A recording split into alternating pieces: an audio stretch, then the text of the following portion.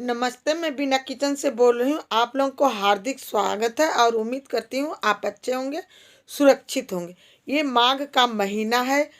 भगवान कृष्ण ने इस महीने का नाम माधव रखा है। माघ अपना नाम दे करके ही रखा है, क्योंकि ये माघ का महीना बड़ा पवित्र महीना है।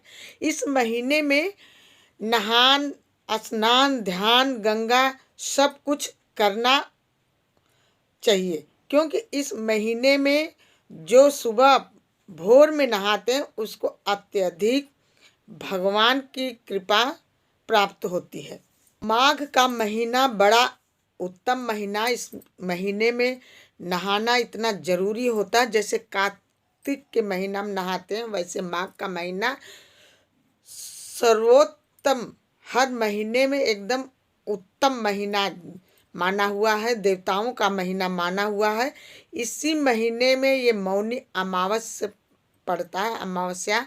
इस अमावस्या पर किया हुआ कर्म, अच्छा किया हुआ कर्म 10 गुना करके मिलता है। उसी तरह अच्छा कर्म करोगे तो अच्छा पुण्य मिलेगा, बुरा कर्म करोगे ये भी 10 गुना करके मिलता। तो इसलिए इस महीने में जो भी कार्य करें अच्छा ही। मौनी अमावस्या वाले दिन मौन होकर के हर कार्य करना चाहिए, क्योंकि नहाने से पहले, नहाते टाइम तो बिल्कुल ही नहीं बोलना चाहिए। एकदम शांत होकर, चुपचाप होकर के स्नान करना चाहिए। दान, गुड़, गेहूं, आटा, लाल कपड़े ये सब चीज़ें दान देना अति आवश्यक, क्योंकि दान दिया हुआ हमें मौनी अमावस्या पर 10 गुना करके माघ के महीने में हमें फल मिलता है। तो इसलिए हमें दान करना बहुत ज़रूरी है। और दान में काला तिल भी दान होता है, वस्त्र भी दान होता है। तो ये सब चीज़ें दान करना, क्योंकि ठंड का महीना है, इसमें दान करना बहुत जरूरी होता। यहाँ तक कहा गया है कि गंगा के तीरे स्नान, सरोवर, यदि हम स्नान करने गए हैं तो गंगा के तीरे सुबह चाय का दान दे दो, भोजन का दान दे दो, कोई कंबल का दान दे दो, वस्त्र का दान दे दो। ये सब चीज़ें दान देना अति आवश्यक है, क्योंकि ये दान दिया हुआ माघ के महीने में हमें बहुत फलदायी है। भगवान की कृपा बरसती है। माघ के महीने में हर रोज यदि हम गंगा स्नान नहीं कर पाते हैं तो कम से कम कोशिश ये करें कि पूरे महीने में एक बार गंगा स्नान जरूर करें। यदि गंगा स्नान नहीं कर पाए तो घर में गंगा जल डाल करके स्नान कर लें। वो भी गंगा जी की तरह हमें पुण्य मिलता है।